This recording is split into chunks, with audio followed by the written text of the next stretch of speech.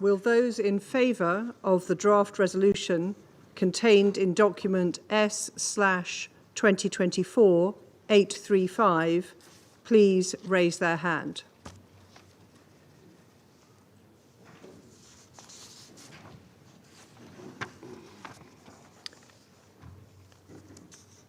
Those against?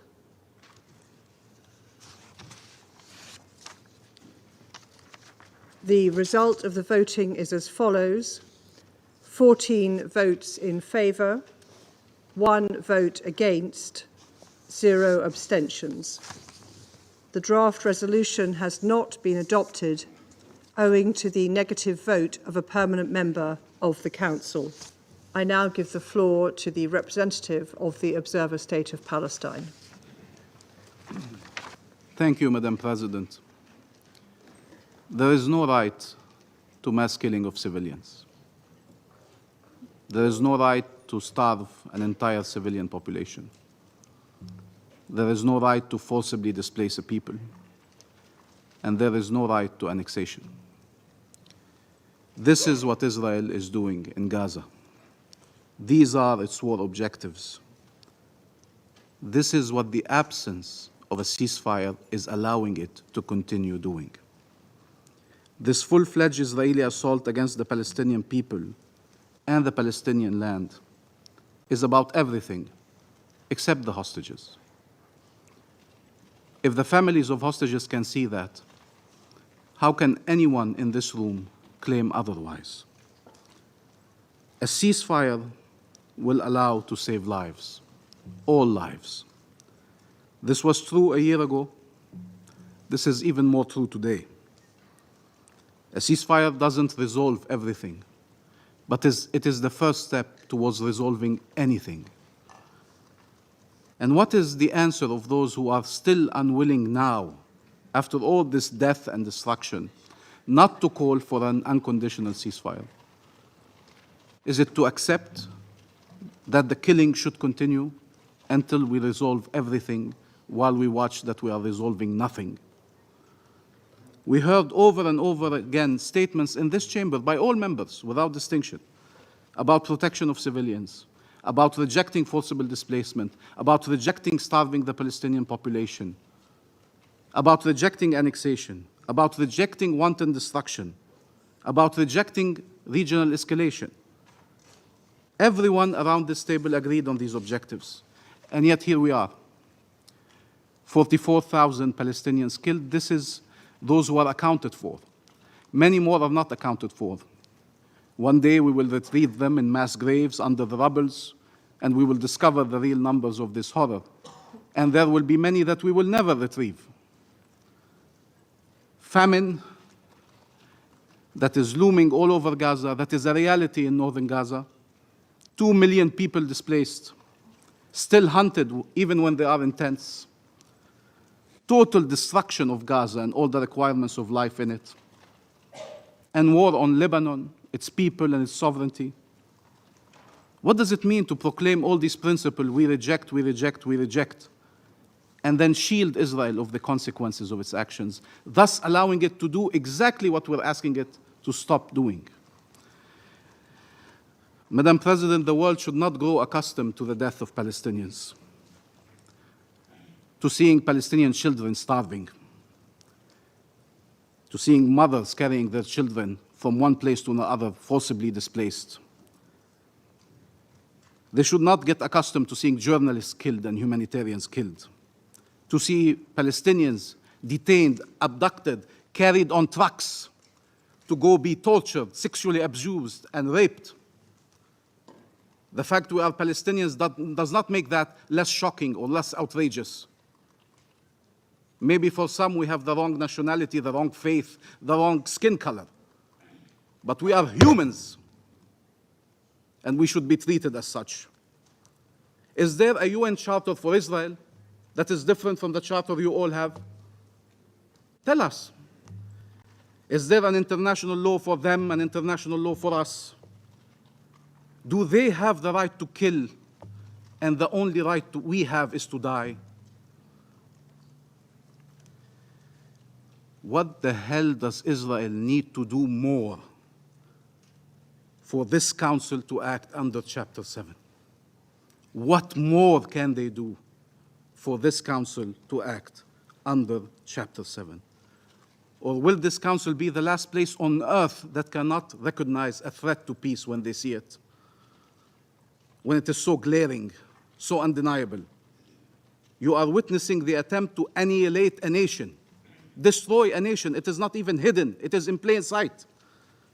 And yet the very tools designed to respond to these situations are not being used. So which one is it? Are Palestinian lives not worth saving? Or does Israel have a license to kill? Can this Council only adopt resolutions and then witness their blatant breach? This self-inflicted powerlessness has to stop. And like Algeria, we repeat, the resolutions of this Council are binding. Their role is to be enforced. Their role is to change reality, not to record violations for history's purposes and then allow them to continue. Had diplomatic efforts succeeded, we would not be here. We recognize all the efforts that were done, all the diplomatic efforts that were conducted. And yet, we have to recognize children are still starving in Gaza. Families are being killed. Communities are being obliterated.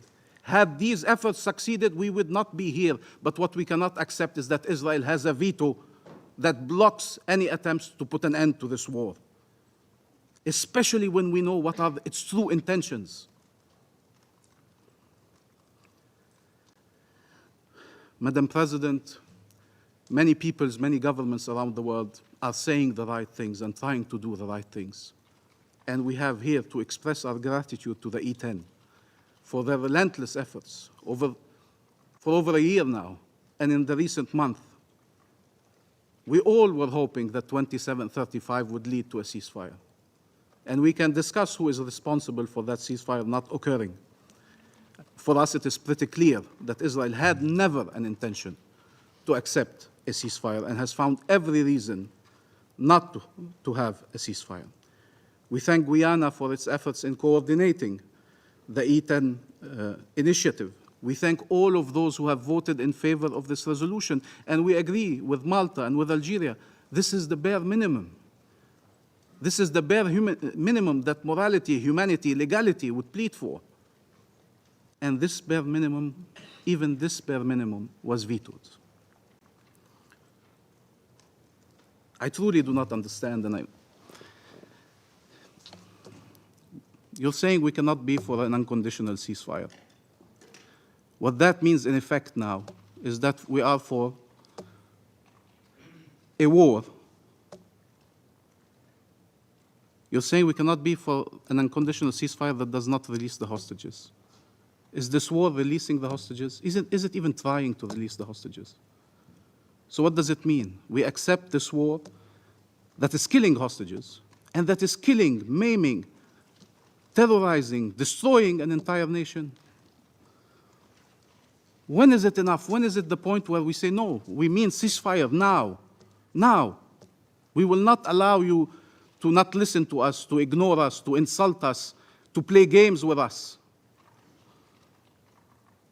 This resolution is trying to restore life, to save lives. It's not a dangerous message. The draft resolution is not a dangerous message. This veto is a dangerous message to Israel that it can continue executing its plans, the very plans you oppose. And the messages we send do matter. And that is the wrong message at the worst possible time. Israel is responsible for the Palestinian civilians it kills. It cannot be absolved of that responsibility. It is killing them purposefully, deliberately, repeatedly, massively. It is starving them on purpose. Nobody can deny it. We sat in this room, we heard every UN agency, every testimony, every NGO, Palestinian, Israeli, international, saying the same things. This is by design.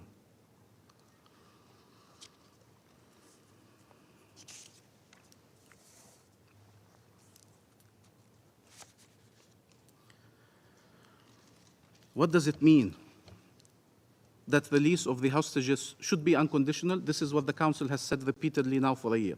Release of hostages should be unconditional. but stopping killing Palestinians is conditional?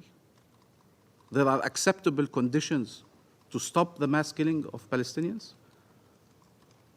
There's 100 Israeli hostages, and there's 2 million Palestinians in Gaza.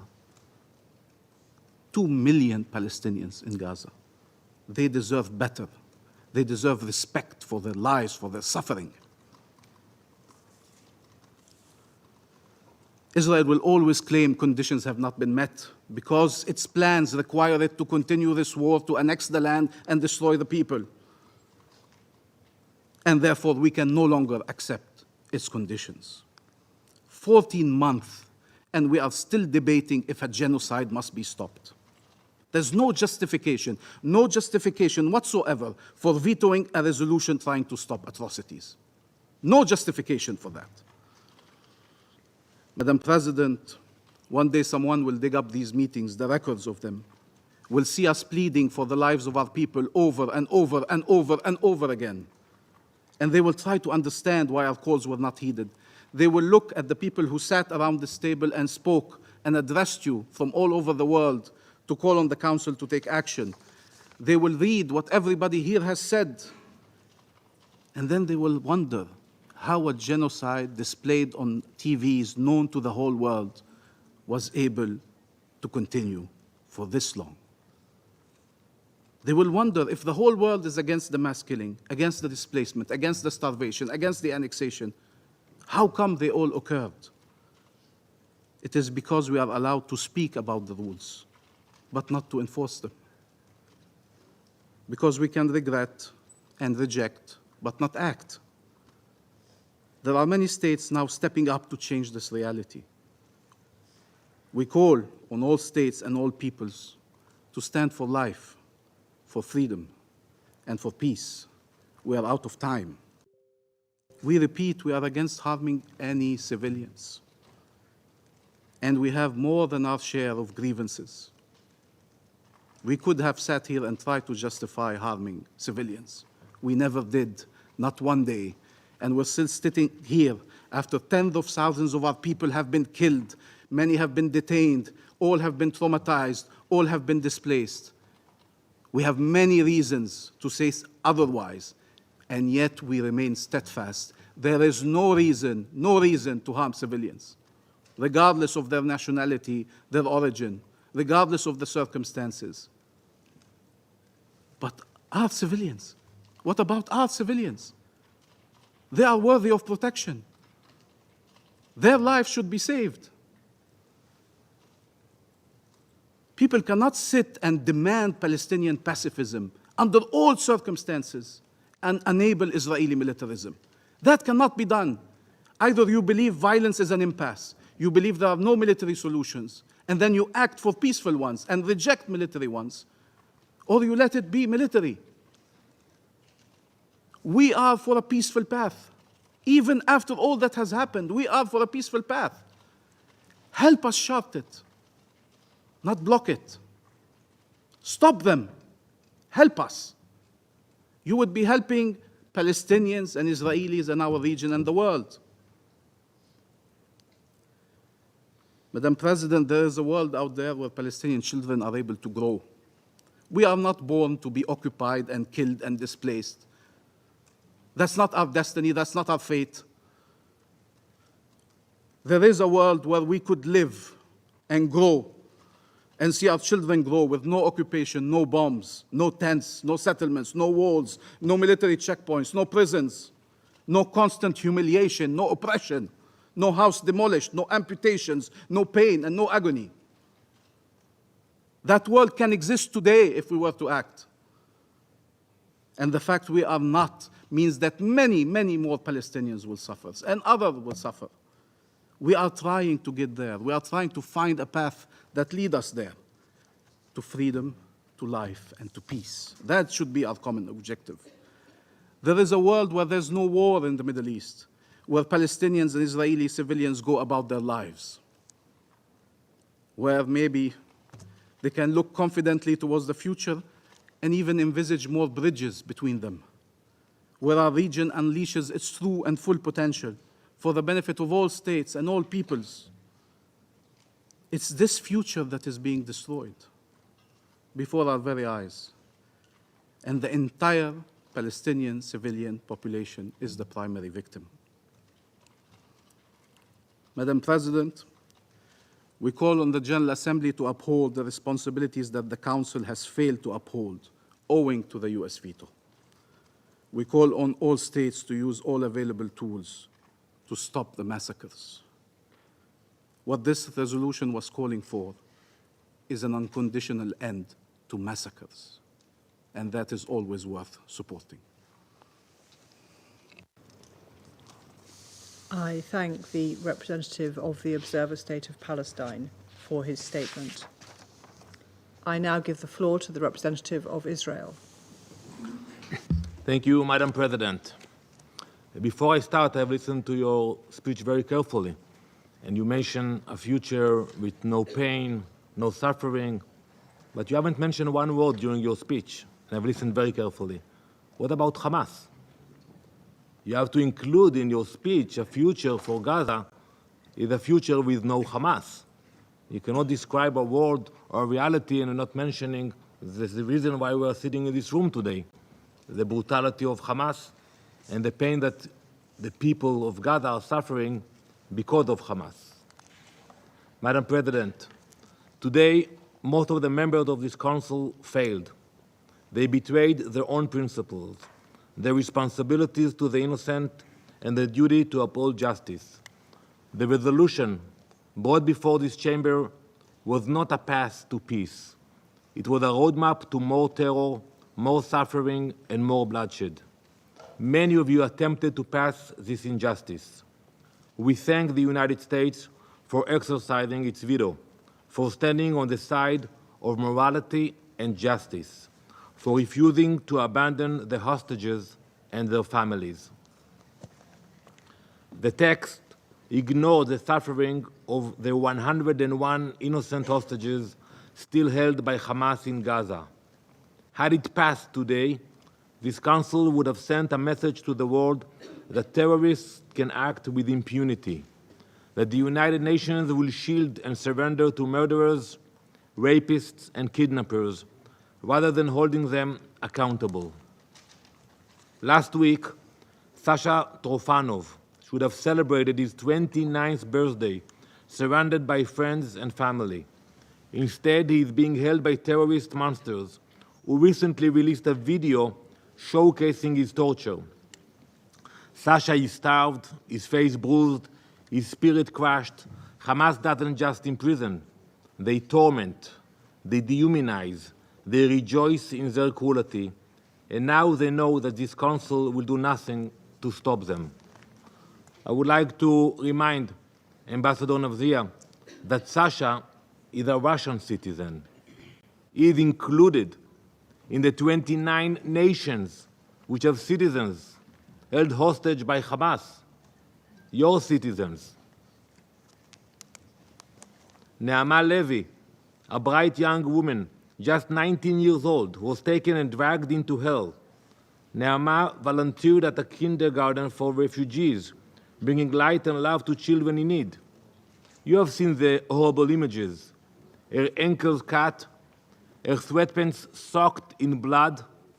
Neama's innocence, her humanity, her dreams, all stolen by Hamas. And today, someone in this council told her family that her life is not worth enough to demand her freedom. Those who supported this resolution have announced to the world Sasha's life, Naama's life, and the lives of 99 other innocent people are not valuable enough to be a condition for a ceasefire. Today, the UN celebrates International Children's Day.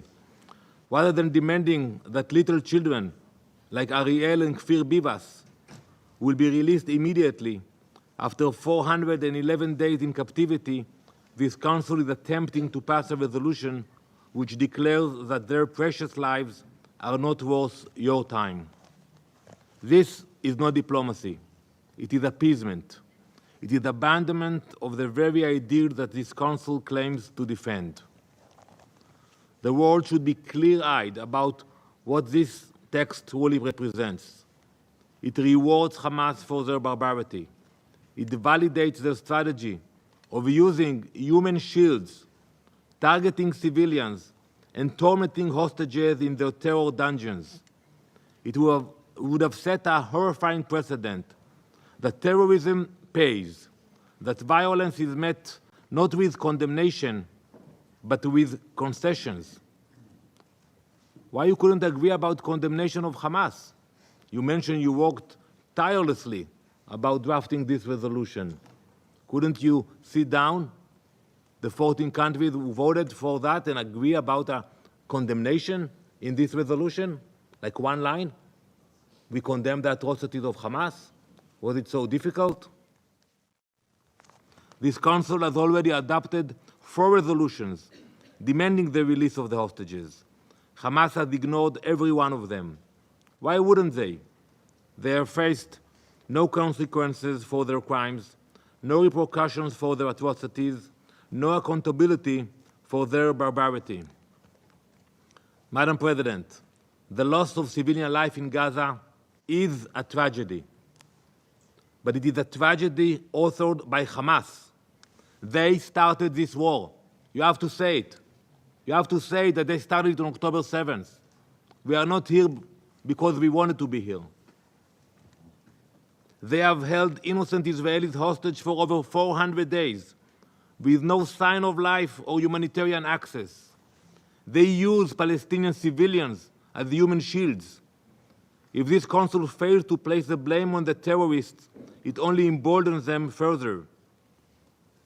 Israel will continue to defend itself. We will never abandon our hostages. And you have to understand that. Look at your values and understand why. We will never forget them, and we will never stop fighting for their freedom. If Hamas were to release the hostages and surrender their weapons, not one more shot would need to be fired. But until that day comes, Israel will do whatever it takes to protect its people and bring our loved ones home. Today, this Council had the opportunity to stand on the side of justice, decency, and humanity.